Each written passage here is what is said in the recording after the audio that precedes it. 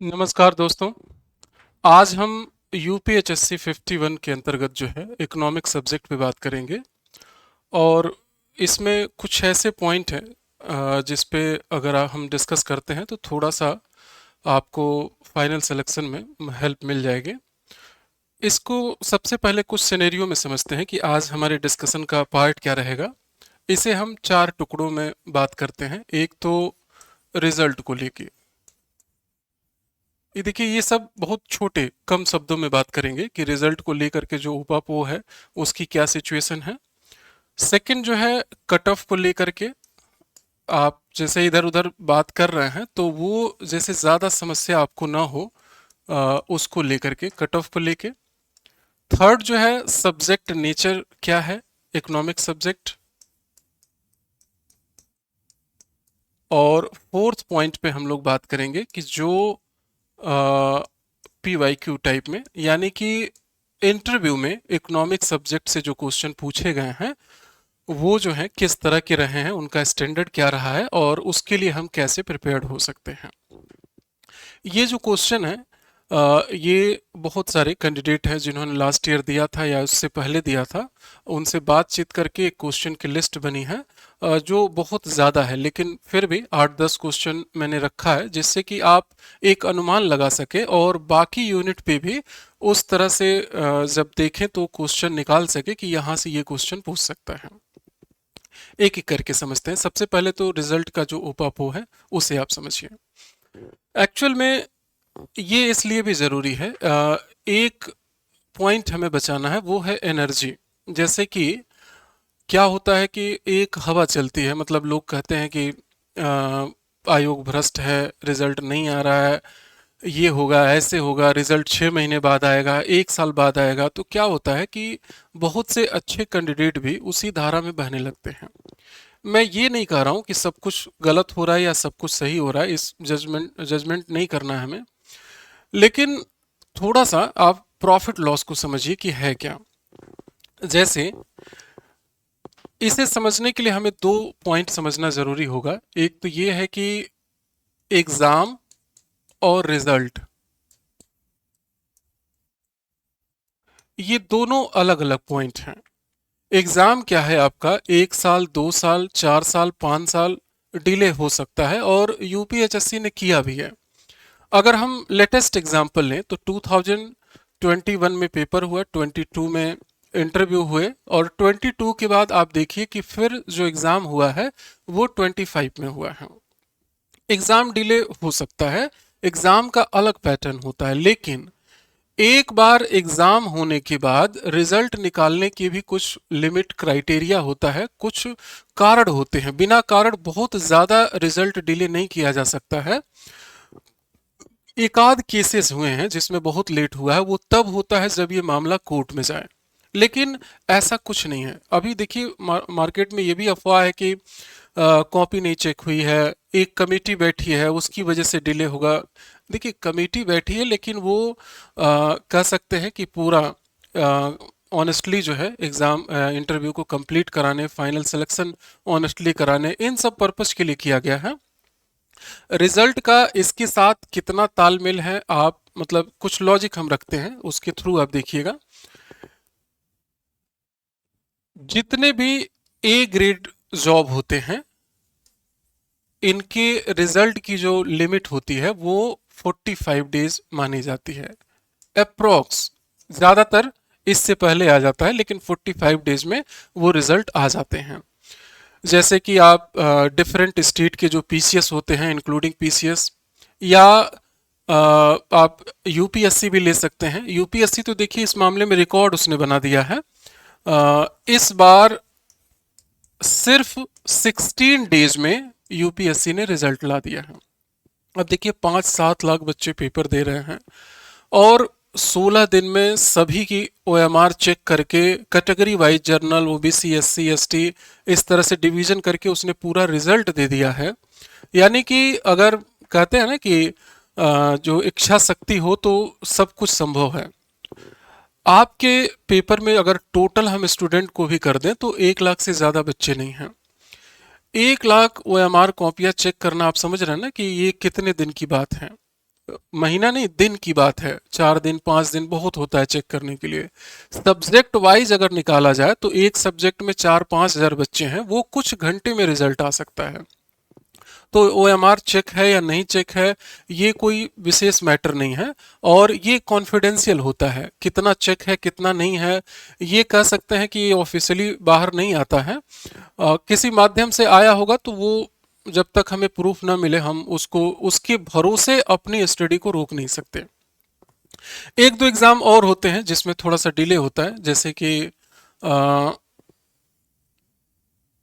जो सी and D grade वाले job होते हैं, इन ग्रेड में 120 टू 140 डेज कभी कभी चला जाता है रिजल्ट में, क्योंकि इसमें इंटरव्यू वगैरह नहीं होते हैं।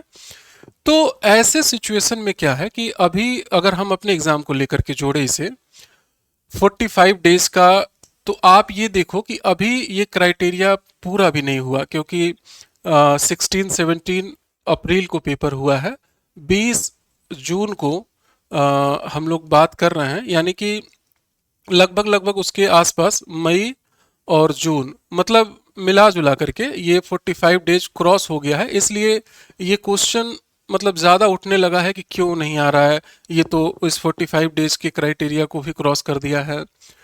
ये क्वेश्चन उठना जायज़ है, देखिए इसमें कोई बुरी बात नहीं है। लेकिन जैसा मैं पहले भी कह रहा था कि जो रिजल्ट का एक्सपेक्टेशन है जून का, ये जून में संभावित है। अभी भी मैं कह रहा हूं, भले आज 20 जून हो गया, लेकिन जून में अभी भी पूरी संभावना है कि ये आ जाए। लेकिन एक तरह से थोड़ा सा इमेजिनेशन करके चलिए कि अगर ये जून की बजाय जुलाई में आ गया तो क्या करेंगे? आयोग को कोसते रहेंगे, सब कुछ गड़बड़ करता है, फेल है, ये है वो है। आप थोड़ा सा कंसंट्रेट होकर के आप देखिए कि आपके जो सिलेबस मिला हुआ है रिटन एग्जाम के लिए, उसी से रिलेटेड आपको इंटरव्यू में भी पूछा जाएगा। उसका रिवीजन एक राउंड कंप्लीट करते करते 2-2.5 महीने लग जाना है। तो ऐसे में आपके पास जितनी समय होनी चाहिए रिवीजन का, उससे भी कम है। इसलिए इस डिले पे बहुत ज़्यादा मुझे लगता है कि तनाव लेने की ज़रूरत नहीं है।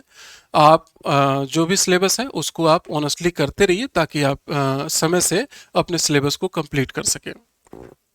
चलिए सेकेंड पार्ट पे इसके आते हैं, कट ऑफ को लेकर के क्या है।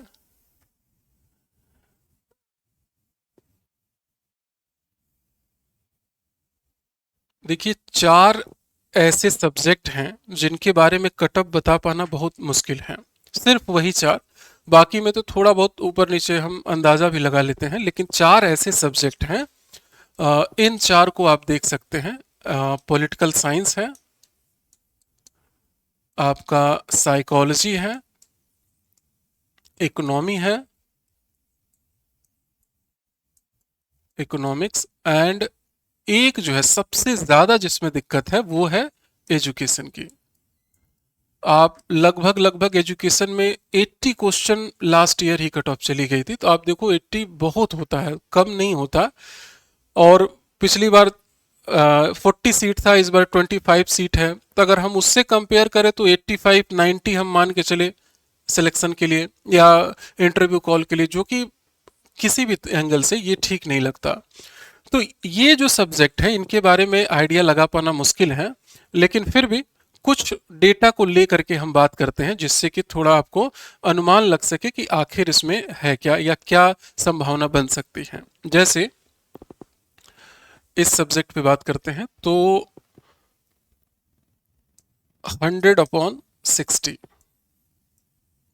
यानी कि जो लास्ट नोटिफिकेशन था उसमें 100 सीट था और इस बार 60 है। लास्ट ईयर की जो कट ऑफ गई थी वो हमारा 153 पॉइंट समथिंग है, यानी कि लगभग लगभग 71 क्वेश्चन के आसपास ये है। एग्जैक्ट मैं देख के बता रहा हूँ, सॉरी 143 है।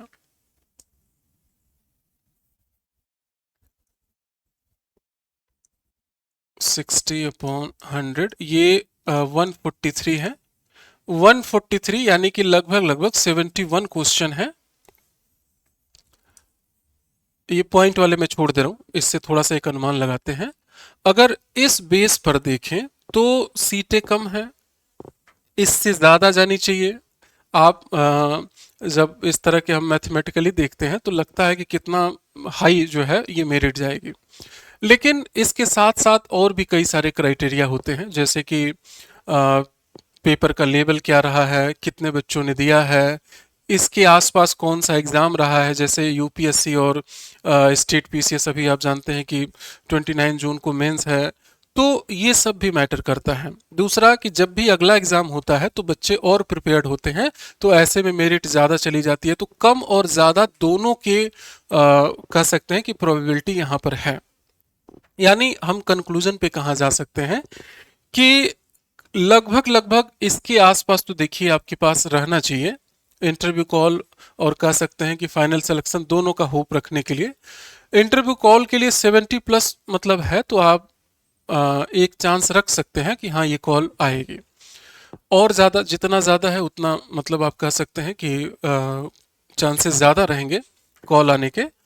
तो आप अगर इसके इर्द गिर्द हैं तो कम से कम जो सिलेबस है रिटन वाले, आप उसका थोड़ा सा रिवीजन देते रहें। चलिए नेक्स्ट हम देखते हैं सब्जेक्ट नेचर को लेकर के।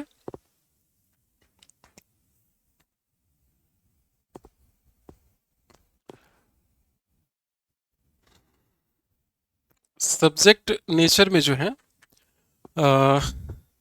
देखिए ये जो सब्जेक्ट है ये काफ़ी इंटरेस्टिंग सब्जेक्ट है, जिन्होंने भी किया होगा, और अपडेटेड रहना पड़ता है। हर साल आपको एग्ज़ाम देने के लिए लगभग लगभग 20% जो डेटा कह सकते हैं वो हमें अपडेट करना होता है, चाहे वो फाइनेंस का पार्ट हो, चाहे बजट का पार्ट हो, इकोनॉमिक सर्वे का पार्ट हो, गवर्नमेंट रिपोर्ट की बात हो, इंडस्ट्रीज रिपोर्ट हो, या और भी जो चीज़ें होती हैं फाइनेंस से रिलेटेड, मान लीजिए कि बैंकिंग है, आरबीआई है, यहाँ पर बहुत सारी चीज़ें हैं जो हर साल हमें अपडेट करनी पड़ती हैं।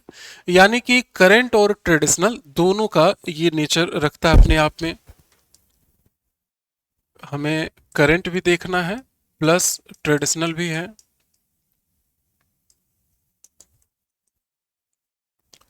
साथ ही साथ इसमें प्रिंसिपल भी है, कई सारे प्रिंसिपल भी हैं, और हमें कॉन्सेप्ट भी देखना है। और बिना डेटा का, देखिए डेटा इसमें अलग से आपको देखना होता है। इकोनॉमिक आप जानते हैं कि डेटा के लिए फेमस है, कि बिना अच्छे से डेटा प्रिपेयर्ड किए ये सब्जेक्ट रेडी नहीं होता है। तो आप इन सभी क्राइटेरिया को लेकर चलेंगे, और ये मान के चलिए कि बहुत जटिल से जटिल अगर आपसे डेटा पूछा जा रहा है, तब भी आप ये नहीं क्लेम कर सकते हैं कि ये हमसे क्यों पूछा जा रहा है। तो उसके अकॉर्डिंग जो है हमें प्रिपेयर्ड रहना चाहिए कि अगर कुछ इस तरह के भी डेटा आते हैं तो हम उसको दे सकें, स्पेशली बजट और इकोनॉमिक सर्वे का। आपने माइक्रो मैक्रो ये सब किया होगा, तो थोड़ा सा वो 11th क्लास से ही आप कर रहे हैं, तो एक तरह से कॉन्फिडेंस बिल्ट होगा। आपने एमए वगैरह किया है तो वहाँ पर एडवांस इकोनॉमी किया होगा। तो इतना सब करने के बाद कह सकते हैं कि कॉन्सेप्ट लेवल पे ये प्रॉब्लम बहुत कम रहती है। कुछ हद तक जो प्रिंसिपल वाले हैं वहाँ पर कभी कभी मिक्स हो जाते हैं कॉन्सेप्ट जो है, अदरवाइज अदर कॉन्सेप्ट क्लियर होते हैं, डेटा में हमें थोड़ी सी दिक्कत होती है। चलिए अब हम अपने सबसे इम्पोर्टेंट पार्ट पे देखते हैं कि जो डिफरेंट यूपीएचएससी के इंटरव्यू हुए हैं उसमें बच्चों से क्या क्या क्वेश्चन पूछे गए हैं, उनका लेवल क्या है, और हमें उसके बारे में क्या रणनीति बनानी चाहिए, कैसे रखना चाहिए, वो सभी थोड़ा सा अनुमान लगाने में आसान होगा। तो उन क्वेश्चनों को हम लोग लेते हैं, एक एक करके बात करते हैं। थोड़ा सा वेट करेंगे प्लीज। इन क्वेश्चनों का मैंने लिस्ट बना रखा है ताकि एक क्रम से हम बात कर सकें, और थोड़ा सा एक अप्रोच भी देखेंगे कमीशन का कि क्यों इन तरह के क्वेश्चनों को रखा जाता है। जैसे explain few characteristics of monopolistic market. अब देखो, आपने ये सब्जेक्ट किया है, अच्छे से किया है, तो जब हम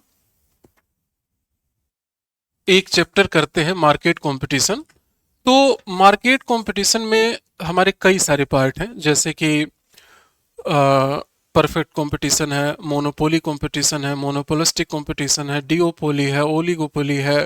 तो इन सभी के अलग अलग कैरेक्टर्स हैं, जिसमें स्टार्ट के जो टू हैं, परफेक्ट कंपटीशन और मोनोपोली कंपटीशन, वहां पर हमें कैरेक्टरिस्टिक्स बताना इजी है, क्योंकि ढेर सारे बायर, ढेर सारे सेलर, या उसी के according price determination on the basis of market या डिमांड एंड सप्लाई, या कह सकते हैं कि सिंगल सेलर, या इसके एग्जांपल वगैरह रेलवे, आरबीआई, मतलब आसानी से वहां बता देते हैं। लेकिन जब हम इससे आगे जाते हैं, मोनोपोलिस्टिक हुआ, डिओपोली हुआ, ओलिगोपोली हुआ, तो दिक्कतें बढ़ने लगती है, इवन कैरेक्टरिस्टिक्स और एग्जाम्पल दोनों बताने में। इसीलिए आप देखिए कि थर्ड स्टेप से ये क्वेश्चन यहाँ पर इनपुट हुआ है, explain few characteristics of monopolistic market. यहाँ पर परफेक्ट और मोनोपोली दोनों के कैरेक्टर इसमें इनबिल्ट होते हैं, इसलिए ये क्वेश्चन आपसे पूछा गया। तो आप समझ रहे हैं कि तैयार किस लेवल पे आपको रहना है। नेक्स्ट क्वेश्चन है कि फिलिप्स कर्व के अंतर्गत यदि अनएम्प्लॉयमेंट इंक्रीज होती है तो इन्फ्लेशन पर क्या प्रभाव पड़ेगा। तो देखो, कर्व जो भी है आपके सब्जेक्ट से रिलेटेड, चाहे वो फिलिप्स कर्व हो, चाहे गिनी गुणांक हो, लॉरेंज कर्व हो, या और भी जो भी डायग्राम्स हैं, इंडिफरेंसेस कर्व हो, या कोई भी, आप उनसे रिलेटेड सिर्फ ग्राफ तक सीमित मत रहिएगा। उसके यूजेस क्या हैं, इम्पैक्ट क्या है, या एक दूसरे से थोड़ा सा को रिलेट करके भी समझेंगे। जैसे कि गिनी और लॉरेंज एक साथ ही हम पढ़ते हैं। उसी तरह आप देखिए कि ये रिजल्ट फॉर्म में क्वेश्चन पूछा गया है कि फिलिप्स कर्व का इन्फ्लेशन पे क्या इम्पैक्ट पड़ेगा अनएम्प्लॉयमेंट के साथ। ग्राफ में तो इजीली हम बना देते हैं और आंसर भी इजीली हम बता देते हैं, तो उसी को थ्योरेटिकल फॉर्म में बताना है। तो आप जानते हैं कि ये एक तरह से डायरेक्ट रिलेशन के फॉर्म में होता है। फिलिप्स कर्व कहता है कि जितना ज़्यादा अनएम्प्लॉयमेंट इंक्रीज होगा, उतना ही इन्फ्लेशन डिक्रीज होगा, और अगर अनएम्प्लॉयमेंट डिक्रीज होगा तो इन्फ्लेशन इंक्रीज होगा। रीजन भी अच्छे से जानते हैं कि अगर अनएम्प्लॉयमेंट है तो लोग काम कम करेंगे, लोगों के पास पैसे कम जाएंगे, लोग खरीदारी कम करेंगे, और मार्केट में पैसा कम आएगा, तो अनएम्प्लॉयमेंट सॉरी इन्फ्लेशन भी कम होगा। तो थोड़ा सा एक तरह से डायरेक्ट आंसर आप दे सकते थे कि सर इन्फ्लेशन इसमें घटेगा या बढ़ेगा, जो भी है। लेकिन साथ में आप परमिशन लेकर थोड़ा सा एक्सप्लेन कर सकते हैं कि सर इसमें अगर अनएम्प्लॉयमेंट बढ़ती है तो इन्फ्लेशन डिक्रीज होगा। अगर आप अनुमति दे तो थोड़ा सा और मैं एक्सप्लेन कर दूं। परमिशन लेके थोड़ा आप इसका आंसर दे सकते हैं। ऐसा नहीं कि एक्सप्लेन करते हुए फिर आप आंसर दे, वो थोड़ा सा कह सकते हैं कि बिना पूछे हुए क्वेश्चन का आप आंसर दे रहे हैं। नेक्स्ट क्वेश्चन है कि इस वर्ष की एचडीआई रिपोर्ट में भारत की क्या स्थिति है, तथा एचडीआई भारत की इतनी नाजुक स्थिति को क्यों दर्शाता है। आप देखो, एचडीआई कोई छोटी मोटी रिपोर्ट नहीं है। एक कह सकते हैं कि अगर हम टॉप 5 रिपोर्ट की बात करते हैं तो उन टॉप 5 में एसडीआई का नाम जरूर आता है। दूसरी बात, इंटरनेशनल लेवल पे 193 कंट्रियों द्वारा एक्सेप्टेबल है। इंडिया भी एक्सेप्ट किया है इसको कि हाँ, हम रिपोर्ट को जो है एक्सेप्ट करेंगे, जो कमियां होगी उसको ठीक करेंगे। इसमें जो हमें मार्क्स मिलते हैं वो 1 से कम मिलते हैं, यानी कि 0.2, 0.3, 0.6, 0.8, 0.9, इस तरह से कंट्रियों को मार्क्स दिए जाते हैं और उसके बेस पे उनकी रैंकिंग लगती है। तो इंडिया का जो भी लेटेस्ट रहा है रैंक, आप उस रैंक को रखें विद लॉजिक, मतलब कि मार्क्स और थोड़ा सा कंपेयर वगैरह। जैसे हम एग्जांपल लेते हैं, अभी लेटेस्ट जो है 6 मई 2005 को एसडीआई रिपोर्ट आई है।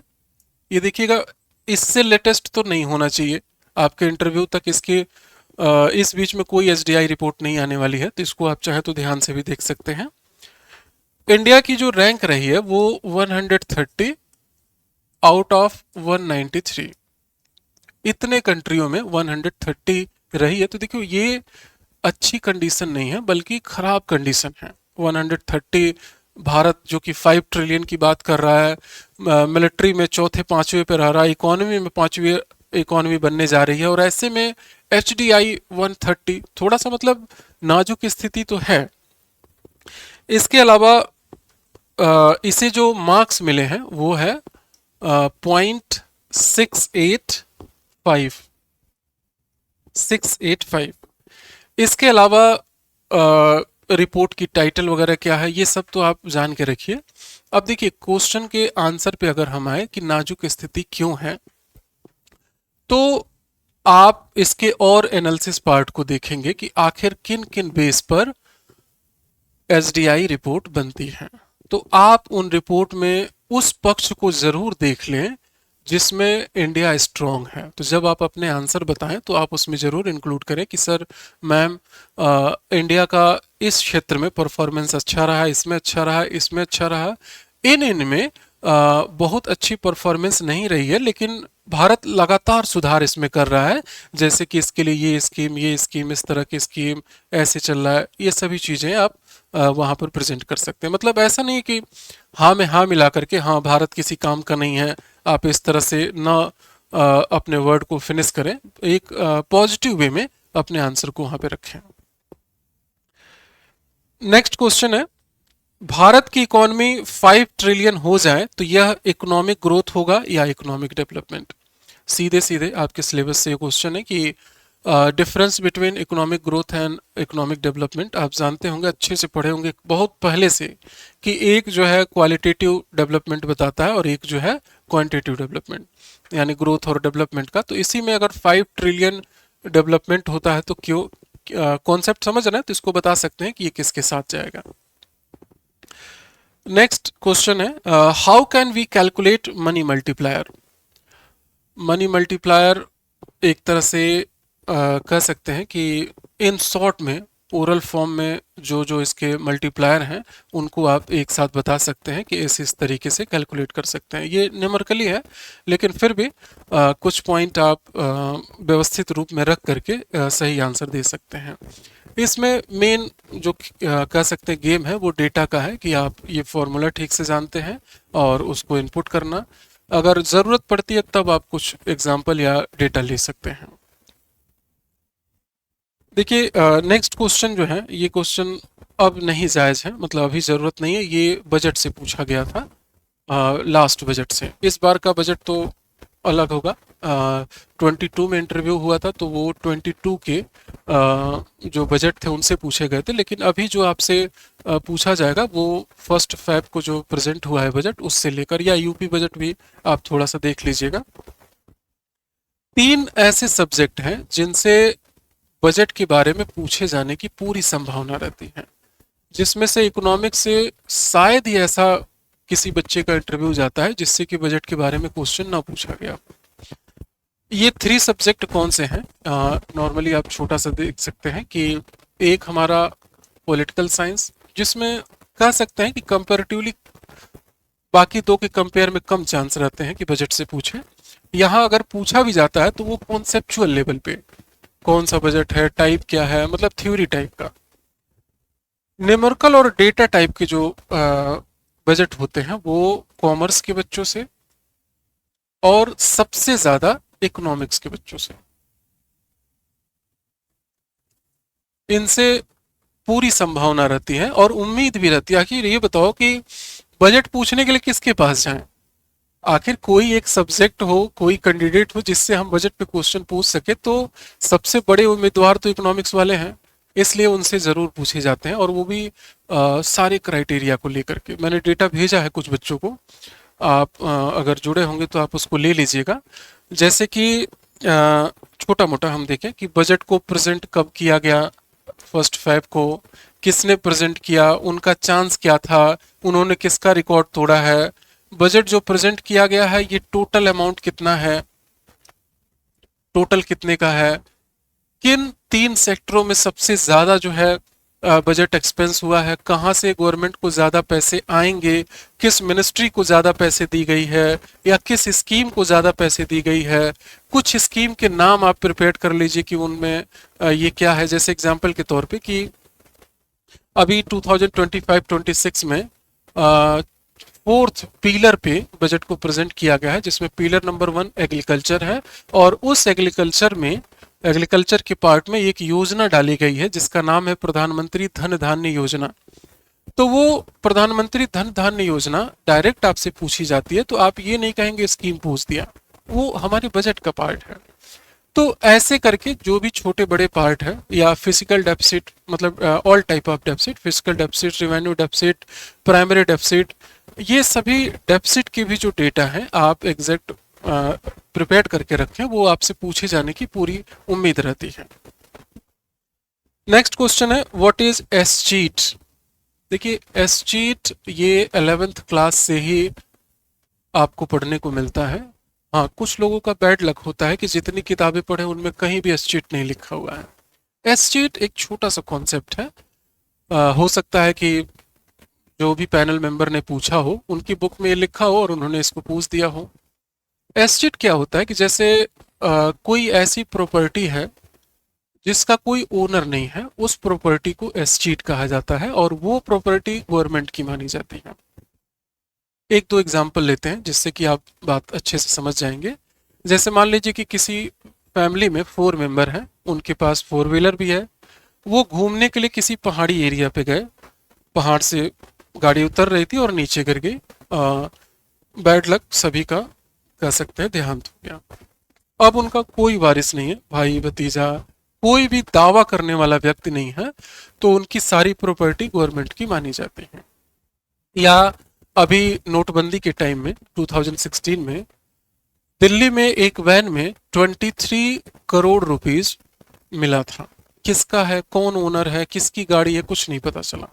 उस सारा पैसा गवर्नमेंट ने एसचीट के थ्रू डिपॉजिट कर लिया। एक अकाउंट मिला था दिल्ली में ही, जिस नाम से कोई व्यक्ति नहीं था, एक नकली आधार कार्ड या सब कुछ हो गया था, अकाउंट खुल गया था, पैसे भी कई करोड़ थे उसमें और उस नाम से कोई व्यक्ति नहीं था। तो बाद में जब इंक्वायरी हुई तो ढेर सारे अकाउंट निकले ऐसे। उन सभी अकाउंट को एसचीट के अंडर रखा जाता है। तो आप समझ गए होंगे कि है क्या। तो सिंपल आपसे पूछा गया था कि what is escheat. Next question, Bharat में कौन सी कर प्रणाली अपनाई जाती है तथा रिसेंट में टैक्स स्लैब क्या है। ये बहुत आसान क्वेश्चन कह सकते हैं, मतलब एक पार्ट आसान है, एक डेटा है। अगर लेटेस्ट इस बार का बजट आपने देखा होगा तो आप उसे बता सकते हैं। फर्स्ट पार्ट की अगर हम बात करें तो आप देखेंगे कि इंडिया में जो इंक्रीजिंग ऑर्डर वाला जो टैक्स है वो लगता है, यानी कि जितना ज़्यादा आप पैसे कमाएंगे आपको उतना ज़्यादा रेट भी पे करना है। पैसे तो पे करना ही है, रेट भी ज़्यादा पे करना है। वो हम दूसरे वाले पार्ट से एग्जांपल ले लेते हैं कि इस बार का टैक्स स्लैब क्या है, उससे हमें अंदाजा भी लग जाएगा। जैसे 0 से 4 लाख जो अभी लेटेस्ट स्लैब है, 4 to 8 lakh, 8 to 12 lakh, 12 to 16 lakh, 16 to 20 lakh, 20 to 24 lakh and 24 lakh plus. इतने स्लैब में गवर्नमेंट ने बनाया इस बार जो टैक्स आपको पे करना है कि अगर आपकी इनकम इतने तक रहती है तो आपको 0% पे करना है। इसके बीच में है तो 5, 10। अब देखो काफी आसान जो है पढ़ने के पॉइंट ऑफ व्यू से, पढ़ने के पॉइंट ऑफ व्यू से काफी आसान कर दिया गया है। 5, 10, 15, 20, 25 एंड 30। आप जानते हैं कि मैक्सिमम अभी हमारे यहाँ 30 ही परमिशन है। तो देखो ये इंक्रीजिंग ऑर्डर में है। आपको पैसे आप ज्यादा कमा रहे हैं तो टैक्स ज्यादा पे तो करना ही है, रेट भी ज्यादा पे करना है। देखो रेट बढ़ते जा रहा है। तो ये ऑर्डर बाकी देशों में, मतलब कई सारे देश हैं वहां पर ये नहीं है। वहां पर जब आप ज्यादा पैसे कमाते हैं तो आपको कम रेट पे करना होता है, लेकिन हमारे यहाँ ये ज्यादा है। तो कई लोग इसके रिफॉर्म की बात करते हैं कि एक मिडिल पाथ अपनाना चाहिए, लेकिन देखिए फिलहाल अभी यही है कि मैक्सिमम 30 तक आपको पे करना है। लास्ट क्वेश्चन आज का हम लोग लेते हैं, ये है what are type 2 error. Error topic आपके सिलेबस में है, तो टाइप 1 एरर, टाइप 2 एरर, ये सभी हैं। ये तो देखो कॉमर्स के बच्चे भी पढ़ते हैं अच्छे से, आपने भी इसको देखा होगा। ये बस एक इंडिकेशन है, इसमें सिर्फ ये नहीं है कि आप टाइप 1 टाइप 2 याद कर लें। यानी कि आपके स्टैटिक्स वाले पार्ट में जो भी सिलेबस है, मेन मीडियम मोड हुआ, रिग्रेशन हुआ, कोरिलेशन हुआ, या कह सकते हैं एनोवा हुआ, t test, s test, z test, chi square test, जो भी है, मतलब आप उन सबको इन शॉर्ट बता सकें कि हाँ ये क्या है, मतलब कॉन्सेप्ट लेवल पे। तो अगर हम, इसीलिए मैं कह रहा हूँ कि अभी हमारे पास इतना टाइम है कि एक बार पूरे सिलेबस को देख लें तो हमें आंसर देना जो है ये आसान हो जाएगा। और एक आखिरी बात जो मैं रिपीट कर रहा हूँ कि लास्ट में भी मैंने बताया था कि आप जो है खुद से भी कुछ प्रैक्टिस करते रहें इंटरव्यू का, अगर आपको चांसेस हैं तो। वो कैसे कि आप मिरर के सामने भी कुछ प्रश्नों का आंसर दें, आप अपने फ्रेंड के सामने कोशिश करें कि 3-4 लोगों के सामने आप देने की कोशिश करें, अननोन पर्सन के सामने देने की कोशिश करें। अगर कोई प्लेटफॉर्म मिलता है तो आप मॉक इंटरव्यू वगैरह भी ज्वाइन करें, कहीं पे भी किसी भी तरह से। लेकिन ध्यान रहे कि आपके अंदर थोड़ा सा फियर होना चाहिए, क्योंकि अचानक क्या होता है ना कि जब वहां पर नाम अनाउंस होता है कि, या बताया जाता है कि आपका इंटरव्यू इस पैनल में है, अब आप जाइए, या इतने समय बाद आपका इस पैनल में है, उसके बाद घबराहट काम करने लगती है कि आखिर वो जो पर्सन है वो किस तरह से होंगे, कैसे पूछेंगे। तो वो कॉन्फिडेंस तभी बिल्ड होगा जब आप उस तरह की प्रैक्टिस करें कहीं पे भी किसी भी तरीके से। जैसे कि इस प्रॉब्लम को सॉल्व करने के लिए हमने मॉक इंटरव्यू रखा है, इस पर एक पूरा इस सिनेरियो आपको बताएंगे कि कैसे क्या है। जैसे कि माइक वगैरह से अनाउंस करना, कैसे बैठना है, आपको वेटिंग हॉल में पेपर वगैरह है वो आप वहाँ पढ़ सकते हैं। आप जब पैनल के पास जाएं तो बिल्कुल फॉर्मल एंट्री है, 4 मेंबर की पैनल है, subject expert, psychologist, interview expert, इस तरह से डिवीजन करके 4 मेंबर आपके रहेंगे। तो ऐसे में क्या होगा कि एक डर आपके अंदर रहेगा कि आखिर मेरे से क्या पूछ दिया जाएगा, तो आराम से कैसे आंसर देंगे, ना आते हुए क्वेश्चन को कैसे डील करेंगे। तो ये सभी प्रैक्टिस धीरे धीरे आप अपने अंदर इनबिल्ट कर सकते हैं। ठीक है, आज का वीडियो हम लोग यहीं फिनिश करते हैं। अगर मॉक इंटरव्यू से रिलेटेड कुछ क्वेरी हो तो आप दिए गए नंबर पे कॉल कर लीजिएगा। और अभी जैसे कि जुलाई तक हमारे पास कोई डेट नहीं है, वो भी लगभग 5 जुलाई के बाद ही आपको कोई चांस मिलेगा। अगर आप जुड़ना चाहते हैं तो आप इनरोल्ड वगैरह करा सकते हैं। अगर कुछ वैसे कॉल भी आप कर सकते हैं कि अगर कोई डाउट या कुछ जानना हो इंटरव्यू के बारे में तो आप बात कर सकते हैं मेरे से। Okay, thank you so much आप सभी का।